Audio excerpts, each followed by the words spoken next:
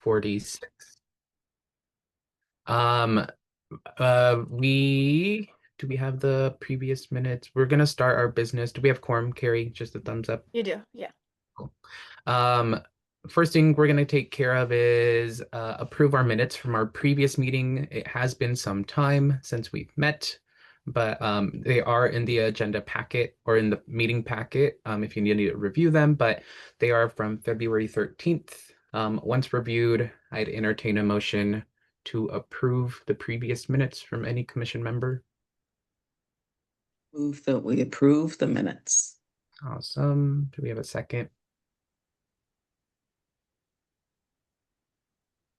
A second. Awesome. All those in favor say aye or raise your hand or give a thumbs up. I Awesome. We've got those approved. Do we have anyone signed up for public comment, Kelly? No public comment. Hearing none. Let's take a look at the agenda for today. The only thing that I potentially see missing, Carrie, is um, announcements about heck announcements. I don't know if Miranda and or you want to, I know that you sent us an email and you said that you might have more information for us. I don't know if you were going to be embedding that within your director report or if yourself and Miranda wanted a specific part of the agenda to talk about anything that you could update us on. I know that it's a moving piece as well. Yeah, I have it just in my report out and just what yeah, was going to briefly touch on it, give time or Miranda can add to it as she wants to and we can answer questions. Would you all be okay with if we start there and then we can transition to director report for anything else that's other, and then we'll jump into state service plan? Yeah, yeah. Are you asking me or them? Sorry. Oh, you and Miranda. But I think that's a good place to start. It's just like what's going on. Sure. Give us an update for those that um need a refresher, but we live in like very we live in a bigger world than just OregonServes, right? And No. it's a little bit complicated and we're always moving around. So Yes. we are moving around, I believe, probably again. But um Carrie mentioned that there might be some moving around once again within the heck, within OE, within our teams. What does that look like? But I'll pass it on to both of you to just give us an update of what's going on and what does that mean for us? Sure. Yeah. We can jump into that first. It was also my first slide in my update, so that works great. I'm not going to pull up my PowerPoint or anything right now, though. Yeah, it's funny. I think I said this to Miranda the other day. I think I've been through so many transitions and moves that I'm probably the chill person. I keep people guessing on what's gonna stress me out or not. But in this case, I'm like great new opportunities, welcome any change for that, and I think yeah, I've just kind of been through a lot of transitions, so I'm probably least angsty about it, but um prior to what we're going to talk about now with our what's happening with OE, I think you all were aware that the WIOA and like Workforce Talent Development Board and all of that was going to transition to the Oregon Employment Department around late July, August, something like that. That's a very moving piece kind of situation as well, while they get like interagency agreement stuff worked out. That was on the acceptance of report or recommendations made in a organizational scan report that the employment department did per the governor's request. And so one of the things when they were looking at, how to improve their processes and customer service, it was like bring these workforce pieces over into the employment department because it makes sense to have that there. And have more, kind of streamlining of processes, remove some of the silos and so forth. So that's a big chunk of the Office of Workforce Investment, right? To have WTDB and other kind of WIOA related things move. What was then remaining within the Office of Workforce Investments was OregonServes, the Oregon Youth Works portfolio, and these pieces of Future Ready Industry Consortium. I know it's called something slightly different than that, but pieces of Future Ready And while all of that was going on, HEC has been in a strategic planning process. And as part of that, they've also been looking at how to implement the strategic plan more efficiently, how to streamline processes, and again, remove silos and barriers and increase communication pathways within the HEC so that they can successfully implement the strategic plan and reach the goals that are stated within it. So that has been a few months of conversation and upper leadership and so forth to just decide, should we move things around? Where could we reposition things? What do we do with what's left over of OE? It's not really a full Office of Workforce Investments when you've moved most of a workforce of that very like. When I say this, obviously, I'm not saying I'm not calling service programs not workforce investments, but like those very specific, workforce pieces over there. And so ultimately, what then was decided is that there's going to be some new departments formed within the HEC, some new positions, new approaches and ways of doing things, like you creating a project management department that's going to influence more how some things are conducted within the HEC. But ultimately, too, this thing that I've let you all know about, which is that Office of Workforce Investments is sort of officially dissolving and will not be a standalone department. And OregonServes and Oregon Youth Works are going to actually merge with CCWD, which is Community Colleges and Workforce Development. Julia will no longer be Office of Workforce Investment Director. She's moving into a different position, advisory position for workforce and education strategy and the management team of the HEC. And then Miranda will become all of our supervisor and leadership for OregonServes and Oregon Youth Works and be a deputy within CCWD. And then future ready things will also go with Julia. So it's both kind of like a big shakeup, but kind of not. We're like staying together, and we don't foresee any huge changes, to things right now. It's more about just being positioned, in some different ways. But there is also a phase 2 that comes with this that could be, and it's something I think we need to stay on top of and think about and consider what our recommendations would be. But there would be a phase 2 that could result in bigger changes. But right now with phase 1, it's more sort of alignment. I'll end this and let Miranda add some things as well. But I think if anybody asked me where else within the agency would OregonServes sit, I would always say CCWD. It felt like that's a pretty good representation of the type of work that we do, alignment, balancing our kind of recognizing that workforce and educational attainment piece of service and volunteerism. And I think that it's also just a really good opportunity for us, maybe being able to leverage some of those, educational relationships, fitting in a little bit more with the agency's approach to, certifications and credentialing and so forth, which we know is a big, part of some of our goals. And yeah, I just ultimately, for me, I see it as just an opportunity, new perspectives, potentially new partnerships, maybe new chances for some additional capacity building. We'll see. But I'm pretty excited for it and looking forward to what happens. Super That's chat. nice time. Miranda. I think you covered all of it. This really is exactly as Carrie described, a result of the fact that we're losing a significant amount of federal funding that has supported not just our team in the Office of Workforce Investments, but also at large throughout the HEC. So it's impacting procurement folks, our research and data folks, our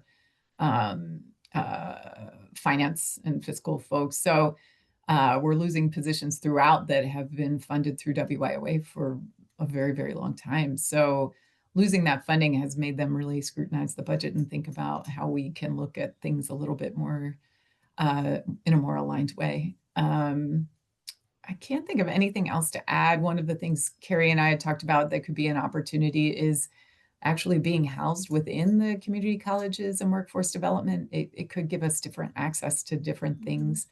A lot of what's been been talked about at the executive level is CTE and building out better alignment between our youth programs and the CTE programs.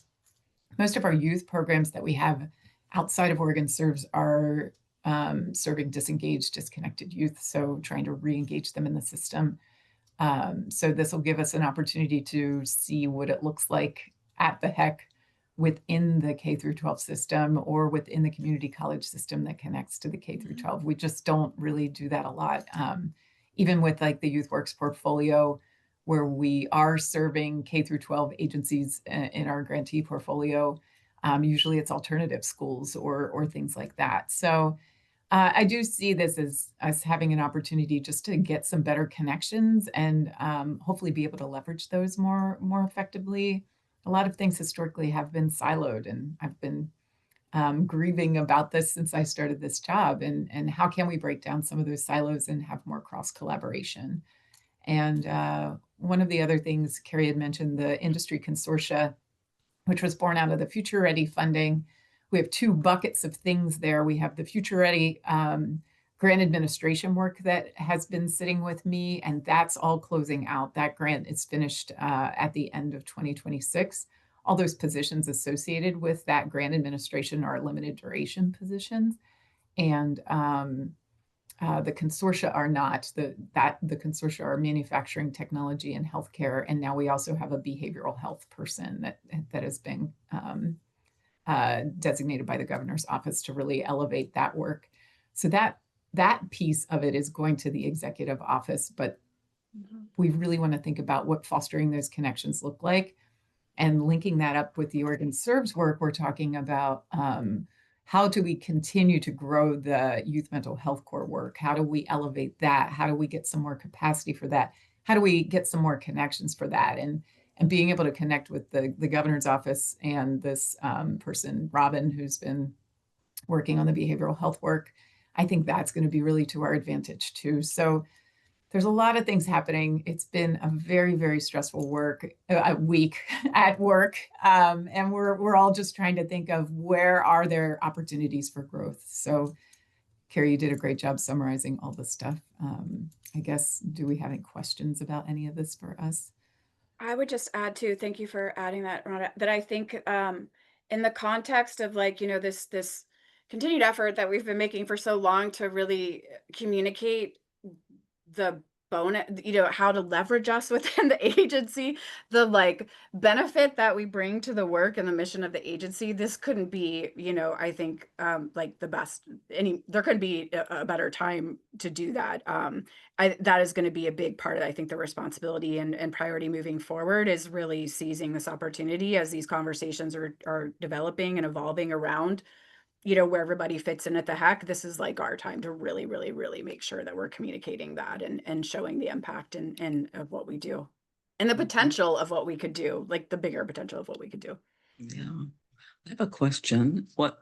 How will this change, or maybe it won't, the relationship with HEC with this group? So by being in the CCWD, does that change anything really in terms of power and influence, for example, things like that?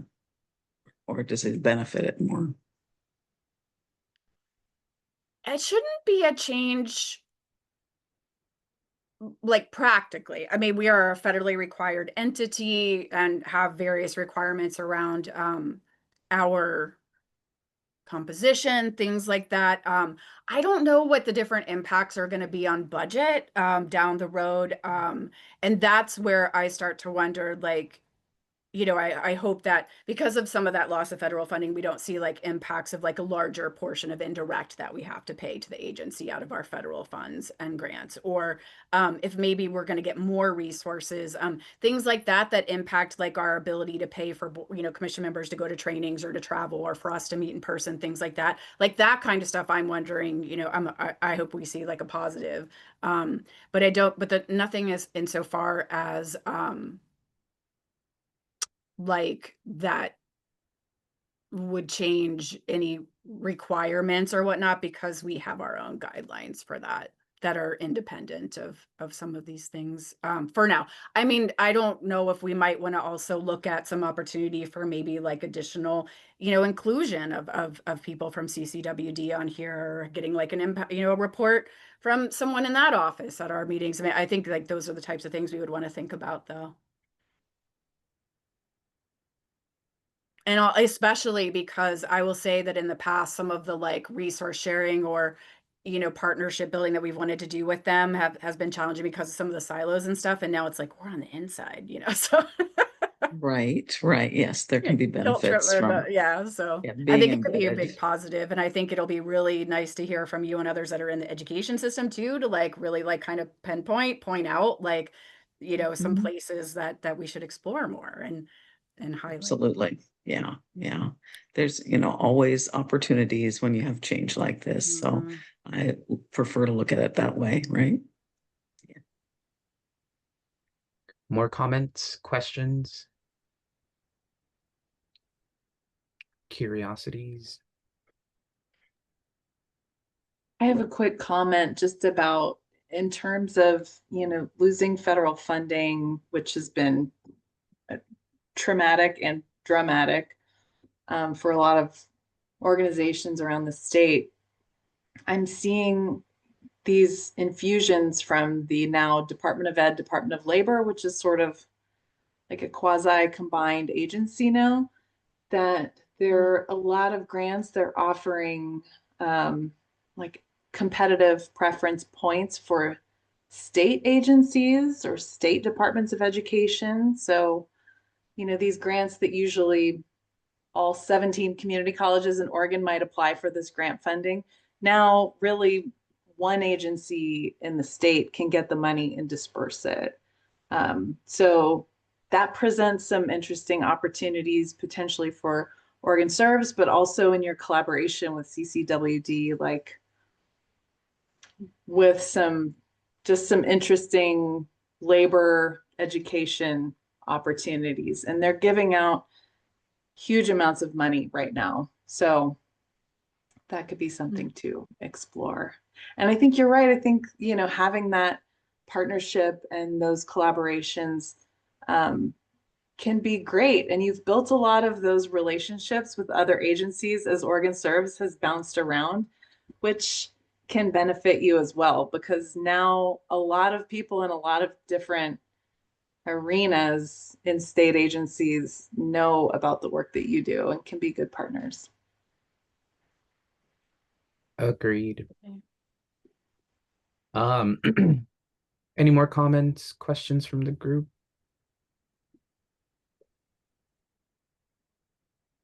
Yeah, I would just say that what I heard, um, what stood out to me were the keywords like opportunity. Like it is a transition, but it's also an opportunity. It comes with a fresh chapter, right? I've been in many transitions where during those new chapters, it's really nice to say, like, hey, can we meet? Because we've never met before. And we like, let's get to know each other. I think that's the type of opportunity we have. We've had that like there's an easier path to do it now because you can meet with anyone, right? Request a meeting, but when you are now supposed to be working together, it's a really great opportunity to say like, how can we do that? Let's have that conversation. So I'm really excited to see what new opportunities come our way and how we can also maintain our work. Like we know the things that we do well, and let's continue doing those. And what else? What are some new things that we might be exploring or expanding upon? So really exciting stuff. Happy to hear. Um, Sad to see Julia depart our circle, but really happy to hear that Miranda will be sticking around. And congratulations on your promotion to I forgot your title, but this new and exciting role. We are lucky to have you maintain your visionary leadership that you carry with you in this space with us. And so just keep us updated. I know that it's ongoing. So Carrie, Miranda, feel free to keep us updated with anything relevant or just something really cool that you all stumble upon. But we're with you all in this process because I know the biggest change is internal, like staff wise, like who's reporting to who, technically what department are you a part of now? A lot of internal affairs, but keep us updated. But thank you all so much for sharing about that. Um, let's jump right into your director report, Carrie. You got that ready? Yes, let me.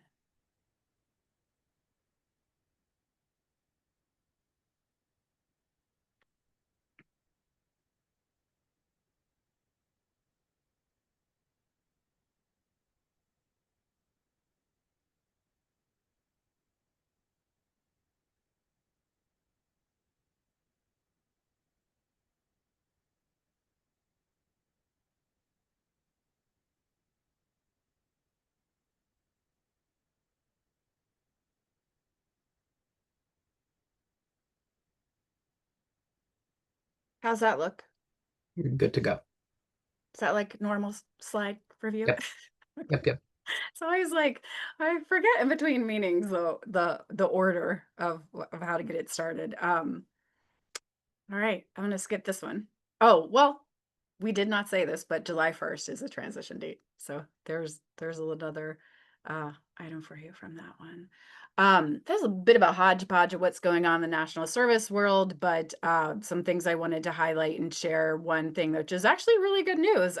As you know, like post Doge, that we did get you know, our next year's funding and everything, and that was great. But again, it's always like, what's going to happen the next time?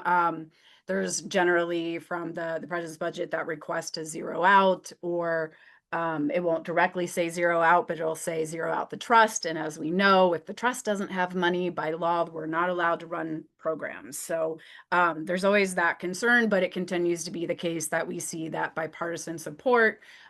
We actually are starting out in a pretty good place where so far what is being proposed is this 1.22 billion for AmeriCorps. It's a little bit of a reduction. It's not CSL, but it's only a 2.6% reduction. I think Tyler in a call that we were on earlier today said something like maybe 5 million or something reduction. So not a big reduction. So that's really great, and is actually a lot higher than it has where the House has started out of the gate for proposing our budget. So that's a really good sign. Very excited to see that. Um, we'll just keep an eye on it. It's a long process, as we know. This is just the beginning, but I did want to give that because that's generally good news. Also wanted to just share a quick update about the lawsuit, the multi-state lawsuit related to those Doge efforts. That continues. There's a preliminary injunction still in place. We did raise some concerns around some proposals for policy changes coming from AmeriCorps for the FY27 program year. And as I understand it, that is being discussed in hearings between the two sides, and we are currently just sharing, our information around what the impact of those changes could be. The highlights of those that I would raise attention to are there's been notice given of consideration of disallowing state commissions to charge the up to 2% admin fee that they've always been allowed to charge. And what that is that's an additional fee that state commissions can charge on the 5% admin that is in a program's budget of federal funds. And so a lot of commissions use that for additional operational funding. And it's essentially just to assist with grant management operations. It's not always for us because we don't have that large of a portfolio. It's not a ton of money, but it can pay for, monitoring travel or for some of the software or other types of things, trainings that we provide, because that's part of what you have to do with that 2% is it has to be something that supports the grant management. And so that's a pretty big deal. They're also going to maybe reduce some of the types of slots that members can serve in. There may get rid of fixed grants. So, it varies how impactful some of the proposed policy changes would be. And that's fair, that they're looking to update some longstanding policies, but there is a requirement for policies like that to have to go through the Federal Register and federal comment period. And those processes have not been occurring. And so those are some of the things that we've been raising awareness within our association and within these practices about, because they're democratically, there should be a process for people to share their, their voice, to elevate their voice around how these different policy changes could actually negatively impact us or our grantees, et cetera. That's part of the process, a predictable, what was meant to be the predictable part of the process. So we'll see, how that goes, and hopefully we'll see that the process remains in place and is utilized. For us, I will mention we are a little worried about our operations funding and our budgeting. We may see a shortfall in this next budget for OregonServes. We really need to get additional funding, and so we want to be able to charge that admin fee, not lose that funding. So that's one that we're sharing a lot of information about, so that we can make sure they're aware of how impactful that could be towards us. Another thing that I'll just mention really quick, Kyra Esgate officially has, moved on from Ask, long-term executive director, amazing here in Oregon. I believe is going to apply for our board, so we will still see her around. It is obviously great resource for us. I won't hold her to that just because this is on tape. We can't make her do that. But I hope that she does, and I think that'll be really amazing. And just to have her in general in our corner and still involved in national service will be really great. And also really excited that Rachel Bruns, who has been with Ask for a long time, is currently the interim director. They are undergoing a national search right now, and I think expect to have news maybe in the next couple of months or so. I don't know if Daniel, you have like any information to share on any of that, but Nothing else but what you've mentioned, that this summer is focused on recruitment. They've already have a slate of candidates that have oh, applied great. through the first couple of hurdles, but they are going to continue with any more applicants that they believe are a right fit. I guess it's not a secret. Rachel did accept the interim position with the condition that she does not want the permanent position, which is a bummer, because Rachel is really great at what she does. But then again, maybe it's because she wants to stay within the role where she knows that she does the best work. But that was also shared with, I sit on the Ask National Board as our West Coast representative. And yeah, that was told to us. Rachel's stepping in. This summer is going to be really, really busy with a lot of recruitment and seeing if there's any more interest. And then nearing the fall time is when we should have bigger updates. But it's really exciting, and what a time to do it. I guess there's never a good time to do these types of transitions, but there's a lot going on. Great. Well, thank you. And definitely, yeah, keep us posted with any news you're allowed to share. Mhm. One last thing I had put on here that I wanted to alert people to, and I can put the link in the chat in a bit, but also want to let you know that there's actually new CFR requirements that are up for public comment on the Federal Register. These are essentially seeking to change the statutes, the CFRs, in alignment with the various executive orders that have been issued.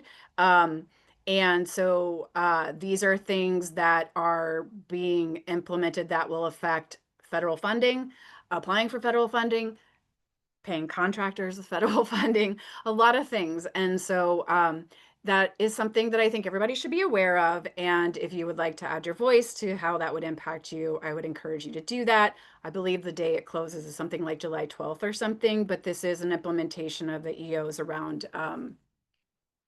uh, how funding is given out and selected and prioritized and whatnot. And I'll leave it at that, but you can go look for yourself the type of changes, but this would be a vast, like sweeping change to a lot of OMB and CFR policies. There's a request in the chat, Carrie or Kelly, if you can't get to it during this meeting, maybe we can do some homework, but can you give us the Federal Register announcement number? Yeah, when I close out of this, I'll put that in Awesome. there. Thank you. And then national service wise, this isn't that big of an announcement, but we spent like 30 minutes talking about this at the Ask meeting. Oh Um, yeah. there's many like technical changes that come from the Inspector General's office, I believe, or the person who oversees the admin side of the AmeriCorps portfolio. Um, one sticking point that it seems so small of a change, but um, we agency wise, AmeriCorps was kind of asked and challenged as to why members are called members if they consider themselves volunteer at the end of the day. This created a big discussion back and forths of like what's right, what's wrong, technical language, etc. The conclusion of it was, and this was the thing that I was going to mention, is members are no longer going to be allowed to be called members. They are now to be referred to as volunteers, specifically because a member shouldn't be receiving the things that our AmeriCorps members typically receive, like an education award at the end of their service, and or other benefits, which there's not very many. If you've ever served, if you're an alumni, there's not that many benefits when you're doing service. But it was down to the technical language. But my understanding is that enforcement isn't going to be prioritized. So people aren't going to be penalized, but it's like the technical language of like grant applications and reports and things like that. Members need to be called volunteers in order to be serving in the capacity that they do in the service world of AmeriCorps, no longer members. And that one technical thing was the tip of the iceberg of like the technical challenges that have been going on within the agency as a whole. And I think it just shines light on like the federal government is really like honing in on like the tiniest details within every single agency at the federal level to see where they can make changes. um won't comment on like are they good changes, bad changes, all the above. It's just that they're looking for places to make change, so everything is under a microscope right now. um yeah, just wanted to share that because it was like a 30-minute agenda block on our meeting. But back to you, Carrie. I see some exciting updates with the Youth Mental Health Corps. I do have some exciting updates, but you also just reminded me, yeah, the Office of Inspector General they do a little bit of a road show, like talking about compliance and different things. And they've been asking, all the commissions if, they could give a presentation to their programs and commissions and whatnot. And so they may possibly be in town in August, attending like our program orientation to just do their training on grant management. And if that's the case, we'll send an invite to you all as well. They had asked, for us to be inclusive of you all, and I think it could be kind of interesting. So I'll keep you posted on if that presentation and visit's going to happen or not. But yeah, I wanted to give some Youth Mental Health Corps updates. This is pretty exciting for us. We actually got a Vista. We're going to get a Vista through Oregon Health Authority. This is going to be a Vista that will support organizational capacity building for us. It's going to be a year-long term, and they are going to essentially implement some evaluation and reporting system, storytelling framework, do some data collection, and some partner training on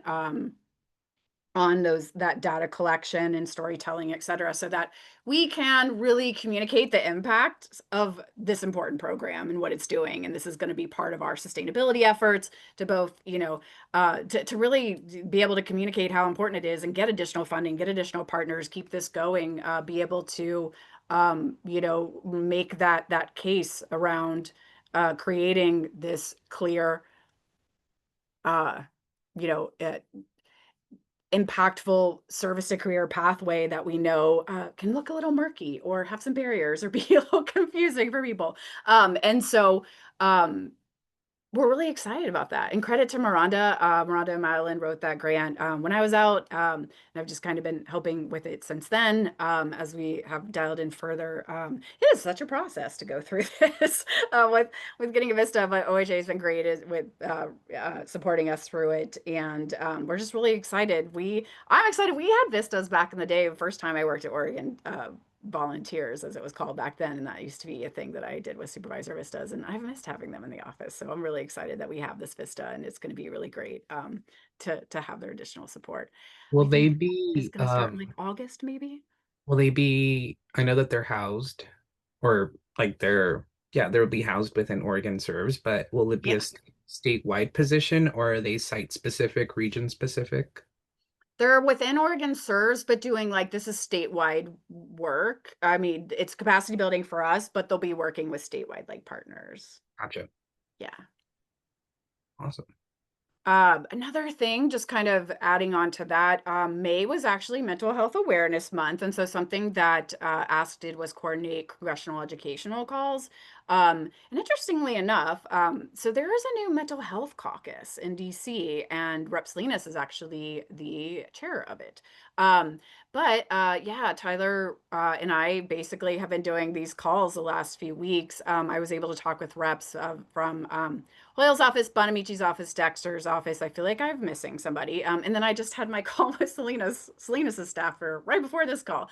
And they were all just really, really, really excited to hear about this work that we're doing in Oregon. Was able to talk to them about how we're implementing this program, leveraging private funding, the partnerships that we're working on, the kind of bounce back we had to do from Doge to, you know, resituate all of this and get it going again. With so much credit to Madeline's good work and doing that. And just really letting them know, yeah, like what we're hearing from communities, what the needs are, and how we're trying to address it and address those workforce shortages. And everyone was really, yeah, very receptive, very interested.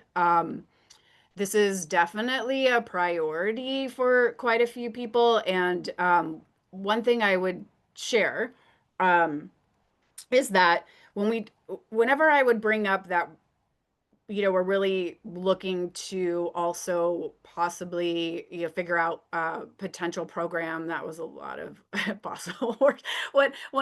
Whenever I would bring up that we are looking into seeing if there's maybe a service to career pathway here for young adults out that have been in the foster care system.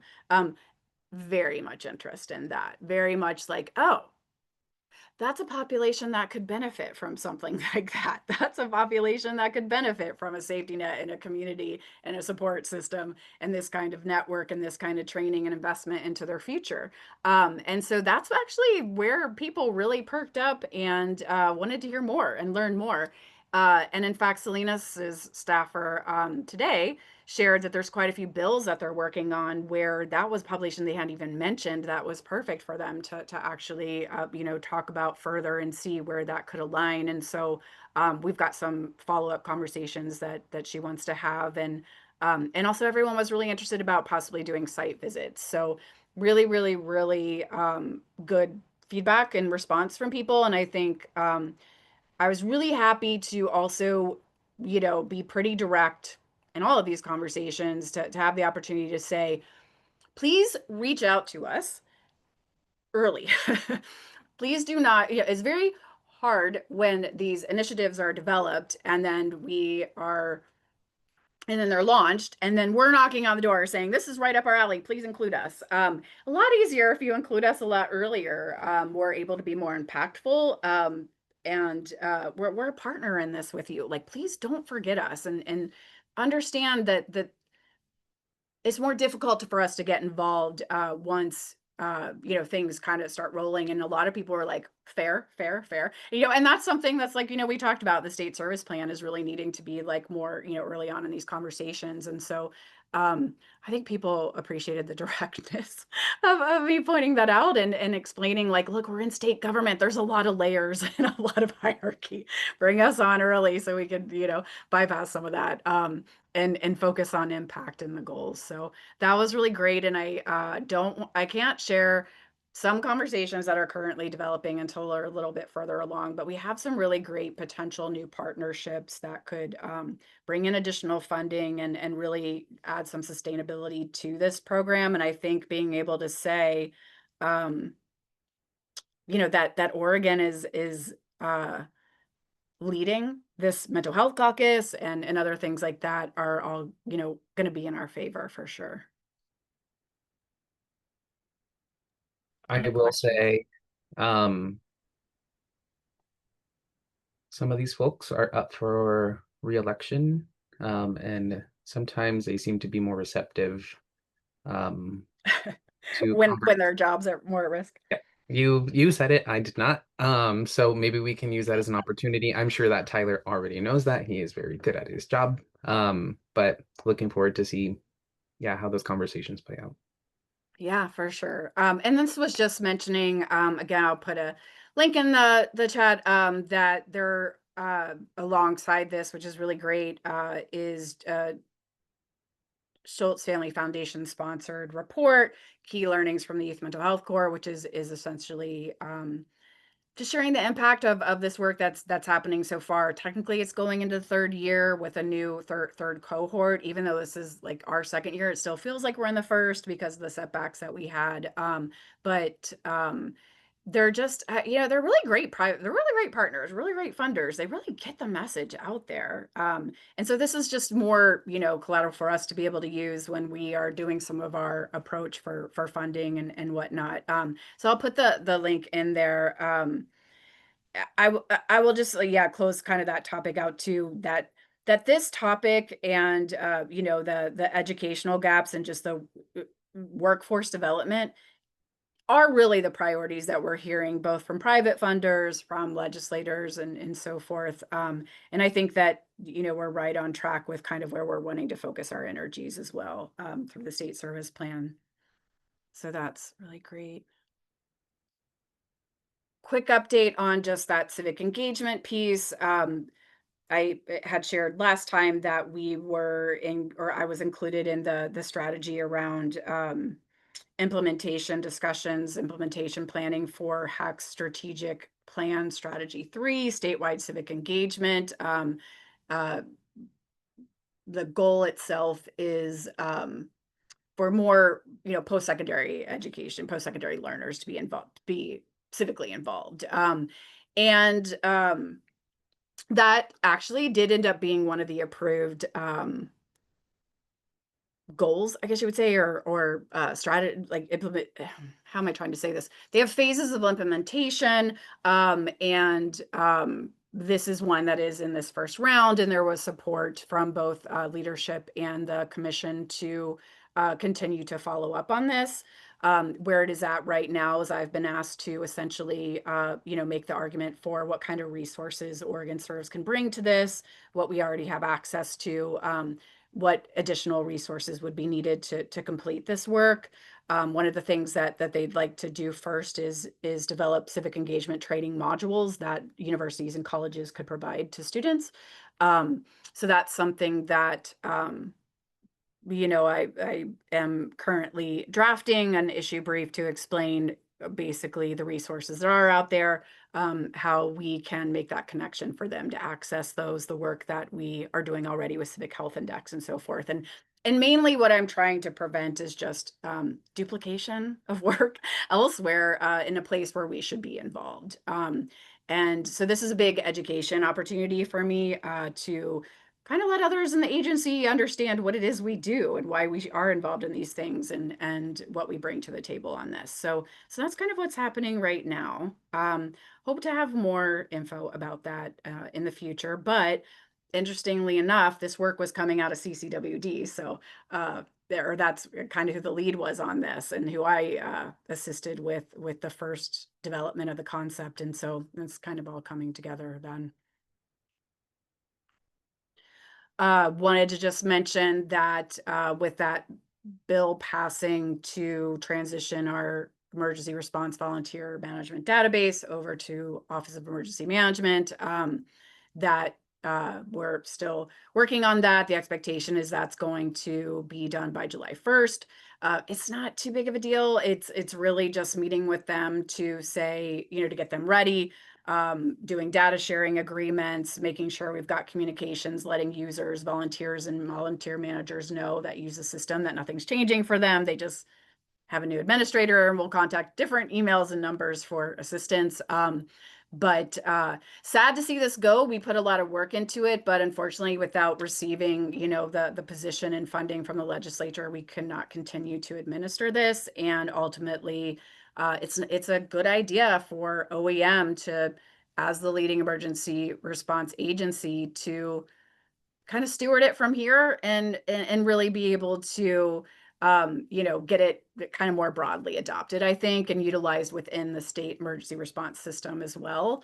And so yeah, we're just helping with those transition efforts and making sure that that can all move over without, you know, much interruption. We will communicate in our press release about it, that we're still involved in national service, you know, disaster response efforts, still in charge of deploying AmeriCorps response to emergency, but without, you know, volunteer position, disaster position or whatnot. That's kind of where our capacity leaves us for right now. So just a really quick talk about upcoming priorities. I'm sorry, where am I at on a time check? 12:31. Obviously transition to CCWD. Lot of focus on just our year 2 expansion of Youth Mental Health Corps. We are also talking a lot about some additional models of implementing that funding that could be outside of AmeriCorps, or maybe you know, using the funding something different than match, using it to pay for other things to assist programs. We're really seeing some hesitancy with like partners we're trying to bring on around you know, being worried about their fiscal responsibility for it. So just talking about new ways to make sure that we're using that funding in the most efficient way and addressing some of these, you know, barriers that we're hearing from partners, so that we can get them past that and signed on. Vista onboarding is going to be coming up. This is a really quick process to get someone hired. So we'll be focusing on that. The civic engagement strategy recommendations I mentioned, the transition completion, obviously paying attention to these federal appropriations that are happening, and then really what my priority is a state service plan adoption and implementation. I'm really excited to focus on, once we get this approved, these things that I think are huge opportunities for us. We're hearing a lot about private funding being, you know, coming up. I think I mentioned that Kyra did a presentation recently, just telling us of all the private funders and whatnot that have been reaching out, saying volunteerism, civic engagement, national service is so important right now at this time in the world. This is so important right now, especially as we're seeing, you know, funding leaving communities with federal funding cuts or state funding cuts. There's a lot of eyes on it, on these initiatives, and there's a lot of recognition of how valuable and important these programs are, how important it is for communities, for people to be involved in what makes their community work and have, you know, have access to be part of that. And so there's an expectation that a lot of private funding is going to become available. And so for me, where my priority is really making sure that we're ready to communicate our impact, that we're ready to communicate our vision and our goals and what we want, what we're looking for and support, and like what we're going to do with it, right? And so for me, that's a big part of my priority is really thinking about that. And so with that, I will stop. I think that was my last one before this. Yeah. And just see if there's any questions before I assume then to talk about the state service plan. Just really quickly, Carrie, point of clarification, if we did pursue private funding, that's something that we would need to do in collaboration with, like, Ask. It's not the only person, but it would have to be not us. Or is there limitations since we are a commission representing a governmental agency? Is there barriers that Ask does not have as like a nonprofit status? And maybe you don't have a straightforward answer, but that's something Well, that came to no. mind. I do. Oh, No, I can pursue private funding. I can go to funders and cool. share what we're doing and apply for grants and things like that. Yeah. Good to Yeah, know. we can accept those things. And we don't, but yeah. Miranda, are you still there? Like we Yeah. don't, I mean, I know am. like others like Oregon Youth Credit, like they have all their like foundation stuff, but that's not, we're not under those same things. And so we can, you know, go to Oregon Community Foundation or something like that and say like, hey, we've got the Get Connected volunteer platform, like need funding for it, want to get that out there, you know, blah, blah, blah. Like we can do those types of things and accept private funding. We can do that. We just have, we just experienced this a few weeks ago when Carrie applied for the Volunteer Generation Fund. There's a lot of bureaucracy and processes that we have to go through in order to be able to apply for funding. And sometimes it's to our disadvantage because of the short turnaround times for applications and whatever. I think that is the hardest part. Yeah. And Obviously especially not. the restrictions of applying for new federal funding, which that. Yeah, yeah. And that almost sometimes is easier than some of these more like the smaller grants and things like that. The Fed stuff, we feel like internally because we're a government agency, we can navigate that. It's just some of the processes are really not streamlined or efficient. We can't apply because we're not a 501c3. We're not eligible for certain things. But Carrie has been doing a really great scan and has been connecting with Ask and just seeing where our opportunities are. And I think once we find what those opportunities are, we can make a good case. We have a solid rationale for applying for anything that we want to, that we're eligible for. It's pretty exciting, actually, I think. Gotcha. And also I want to give a shout out to Carrie. Carrie is an amazing grant writer. Carrie just has a great way of synthesizing our work and then articulating it really clearly. And yeah, there's just a lot of opportunity there with Carrie's skill set in that too. So I think that's to our advantage as well. Awesome. Yeah, thank you for that clarification. And if I could clone everyone in this call, that would be awesome. But I know that you all do lots of things with the small amount of time that you have, and just wanted to make it worth mentioning that I know that there's some of us that work in the development world, but with certain colleagues, I have noticed that that short turnaround period that you've mentioned has gotten even shorter. It's a strategy where when you don't have more money to give, but there are more applicants, they've shortened the time so that the people that can get the application and can get it, the people that can't, it's just something, it's a strategy used. I don't love it, but it is worth noting that it already was a challenge and it's even more challenging. So my grace is with all of you. Keep up the good work. But yes, Carrie, let's shift into state service plan, looking at time. And just to confirm, our goal for today, is it to get this draft approved? I know that is my personal goal, but in the process, okay, just so that we're all on the same page. We've seen this before. It's been edited many times. We've reviewed it many before, but Carrie, take it away on big picture, and then let's get down to questions and comments, and let's try to get this approved today. Yeah, and honestly, I did not repeat all the slides going through what all the goals were. Everybody has the document, so I thought I would just save time on that. And so this is pretty simple, actually. Recommendation that we approve a 1-year extension of the current state service plan draft that you have. The reason for why we decided to do the 1-year extension as a recap is because there is just a lot of significant changes that are already happening. It continues to, you know, roll out and develop, and it didn't feel like a good use of our time to really expect it's just we can't really predict a lot of things to be able to base some you know, strategies off of. And so a 1-year addendum made sense to be in compliance, but to also have something that, you know, we've got some sort of North Star, we've got some sort of roadmap to work around, without saying, here's this set thing for 3 years, and then something happens in a few months where we're like, well, none of that's applicable now or relevant. So this made sense. We also, you know, are going to end up benefit timing wise from some things, because we, I think, have written this where you know, the goals make sense, the strategies make sense, but it's adaptable. We have some new workforce research, some new behavioral health reports, some new data coming from Civic Health Index, both what we're seeing from last year, but both it's going to be coming out in a few months, some new data. We also currently, I'm working with a contractor who is doing a landscape analysis and partner interviews for furthering our service to career pathway work with a focus on where some of the opportunities might exist for climate action, focus areas, education, and the youth mental behavioral health core.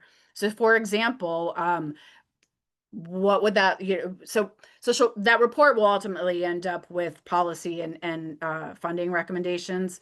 But she's doing things like reaching out to, the state agencies that are under executive order to implement climate action plans and talk about, like, is this a service career pathway opportunity for AmeriCorps members, to help develop that or do that organizational capacity and implement that, and then maybe, get into public service.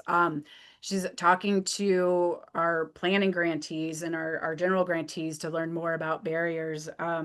She's doing talking to Department of Ed, OHA, lots of people to give us some really solid policy and funding recommendations. And that's going to end up informing, I think, some of the finer strategies that we'll do from, moving forward with this plan. I think that is going to just enrich the work that we do. And I think the way that it's written, we've left ourselves some flexibility and some, some room to learn new things and strategize and pivot and et cetera and whatnot. And so I think I'm happy with it. I hope that you're happy with it. I think that the focus of it is really also around capacity building and expansion of what we currently do and are working on.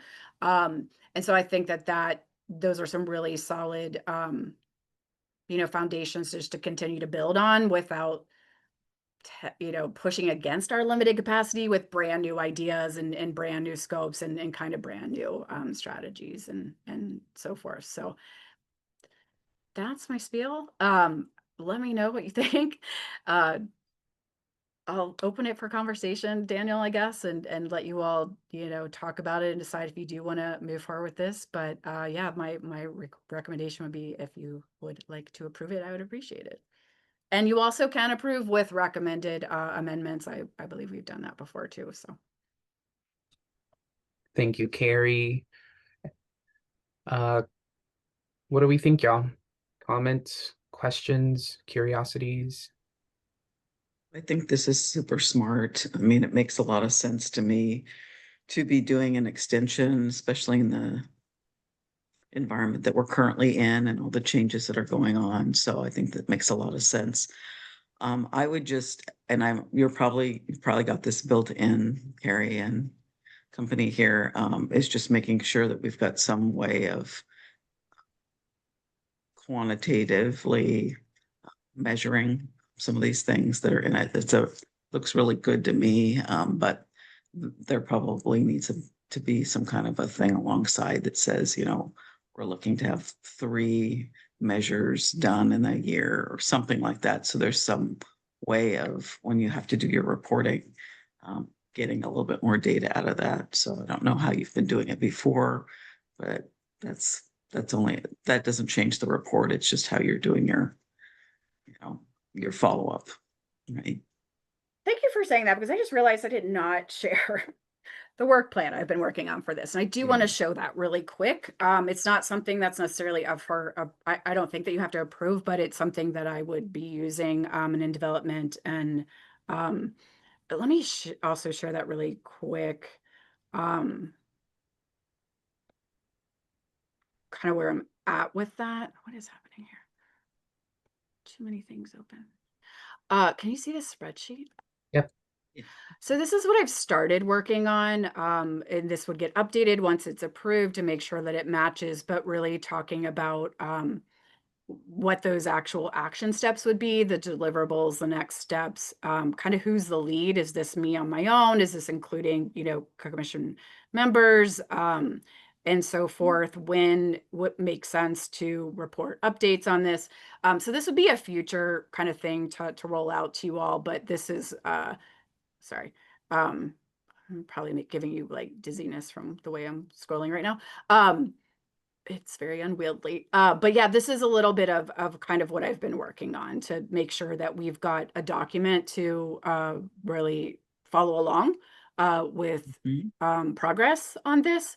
And that I can, yeah, be accountable to giving updates on and things, and honestly, just keeping it really, really, really simple. This was something I'm also was getting feedback on internally from staff so that they could see where they land in this. We're not so yeah, not finished till it's fully the plan itself is fully approved, but thank you for bringing that up, and I'm working on that dashboard for us. Yeah, Yeah, I excellent. think Well, this looks great. I mean, so this is exactly what I'm talking about, especially if there's any grant funding involved or other ways you have to report, having these specific deliverables written down and how you're Mhm. going to try to attain them will be super important and also will save time, frankly. So, yeah. Yeah, and what I wanted to do was also be really cognizant of your all's time, and have very specific tasks that if somebody, on the commission is like, I want to do that, or I have that connection, or I could do that, that there's something very specific to like grab and do rather than what I heard prior, and I totally get it of saying, if the whole committee, if this falls under a whole committee, but I can only do this piece, then I may not have time to attend that whole committee, but like I could help with this task. And so just like getting a lot more momentum and like direct action behind these things and really taking better utilizing your all's time and expertise a little bit better so that you can also like look at this and pull directly out like, hey, this is something that I could actually help with, or I have an opinion on, or so forth, instead of it being a little bit more of like such a huge chunk and being so vague. And so it almost sounds like so simple the way that I've broken it down, but it's just so people can really just grab and go or yeah, see what is needed and so forth. So I hope that thank, that helps. And yeah, I plan to roll that out pretty soon for more feedback. thank you for that comment, Dr. Latrissa. And then Carrie, I agree that I'm a big fan of systems, and so it'll save us some time in the future where you can just give an update of like which deliverables or action items like are not started, in progress, or complete. And then we can see updates would come from like what has changed since the last time we talked. And then that way we can keep a visual of like our progress. So this is going to be a really important tool for us. And then I hope also for your team, like you said, to stay connected, and also to um, provide some guidance and direction for yourself, Miranda, the entire OregonServes team. But thank you for that comment. Any other comments or questions for Carrie?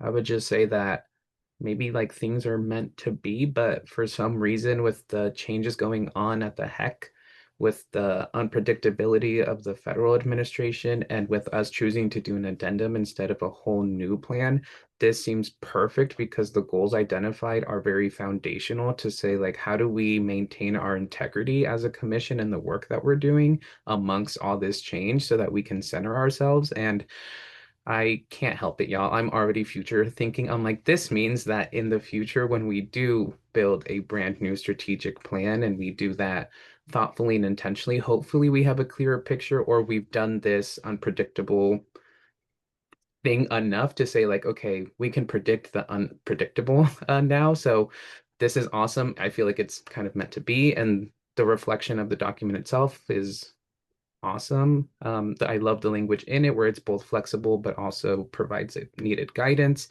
and it creates a lot of opportunity for the future as well. New tabling items idea. Brand Oregon serves branded magic 8 balls. There you go. Try our hand at prediction.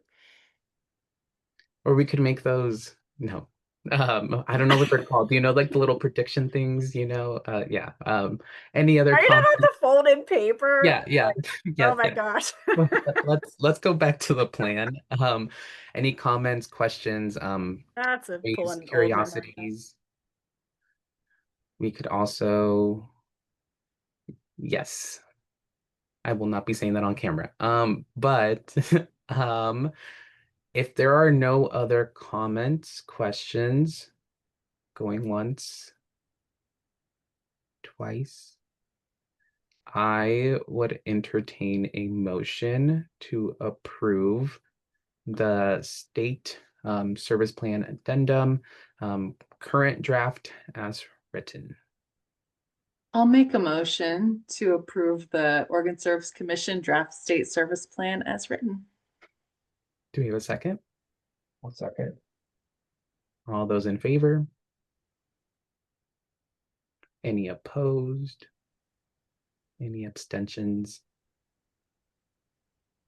Awesome. Approved. And yay, celebration. That means that we are now in implementation phase. Can't wait to see those updates as the work naturally develops. Like I said, we're in a transition time. So I foresee that a lot of these things are just going to be happening, and really excited to see what updates come along that process.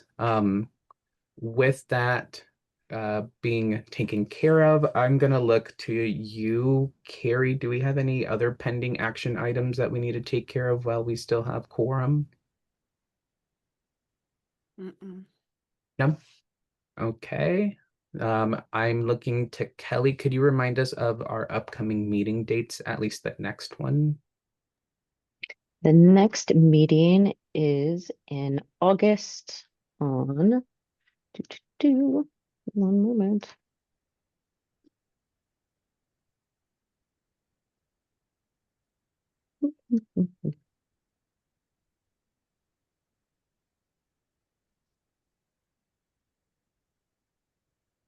On August 14th at 11:30. August 14th at 11:30. You all should at least have a hold on your calendar if we have sent it. If not, look forward to a calendar invite so that's on there, or if you place your own personal ones. I know I do that. Otherwise, I can't function without my calendar. But that is the next time that we'll touch base, but not to say that if you have anything pop up between now that didn't pop up during this meeting, feel free to reach out to Carrie and team, or myself would be happy to chat as well. Sierra, thank you for the reminder of consider joining the Public Policy Committee and taking on the role of chair. I know that opens up the conversation in general of roles within our commission as well. Carrie and I will touch base on that and have an update for you all at the next meeting. Now that we have the state service plan addendum passed and now in implementation phase, we can focus on what does that look like for us in terms of roles and responsibilities and who's excited to do what.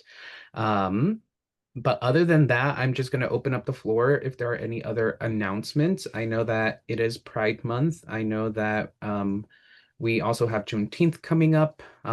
Is there any other community announcement in terms of service projects or related events coming up that anyone would like to share? Or a recent win would also be super cool.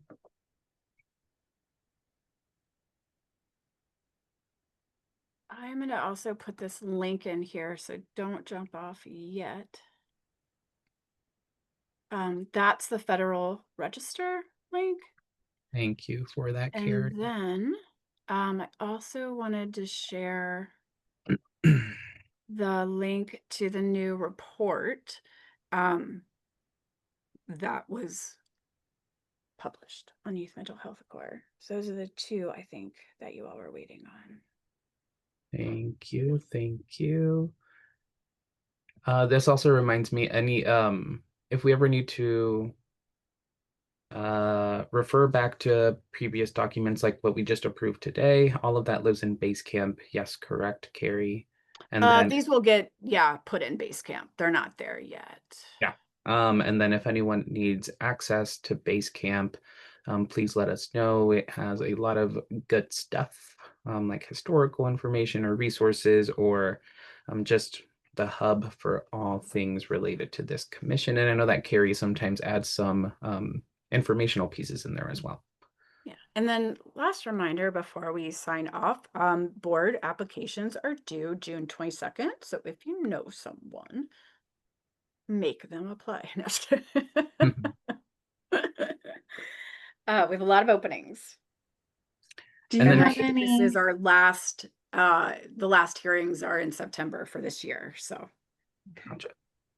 Do you have Question? specific positions that you're looking at or specific areas of need for members or for, yeah, commissioners? Yeah, well, as I understand it, Carrie Vanderkoovering is gonna continue to be on leave and possibly not be able to serve as a local labor union person anymore. So that one, really, really, really looking to get that business position filled, tribal position. We have additional positions for, people that run Vista programs. We've got, also the like person that works with disadvantaged youth, that one, local government. I have some ideas on that, but yeah, quite a few. And then anyone that is involved with like community policy, community services, we've got that.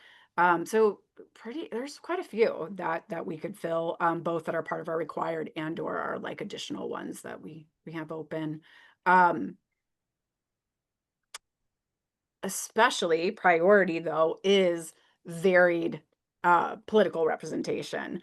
And the problem that we have run up against still is that, with people that are interested, if they're, Democrat, working families, party, independent, etc., this is all like what we're coming up against is we don't have enough like Republican representation per the statute. And so that can be pretty challenging to recruit for sometimes, currently. But I know we can do it. I would think, like there's people that moderate that are interested. But that can also take longer for relationship building or whatnot. But I think especially if anybody's working like within rural areas, if there is some local government, and others who you think would fit that bill, we really aren't, they're not appointing any of our members until we get those numbers balanced. Mhm. Okay. Do they have to be clearly a registered Republican? Could they be an independent? They have to be Republican. We don't have enough of like major I party. think, yeah, I think we're tapped out on identified, like self-identified or registered like Democrats and independents. Like we've hit our limits on that side of the Right. political spectrum. We need folks from the other side to balance things out. And then if anyone has any questions, by Miranda, I'm sure Carrie can have a quick conversation with folks who might be thinking about doing this as well. Mhm. And I'd be happy to also jump on that call. Mhm. But looking at time, y'all, Carrie, can I ask, make a request? Could you send out to each commission member just a check-in? I'm asking for myself, but I know that other folks might have the same question. Just a status update on like our current appointment, of like where are we at within our like appointment service like timeline?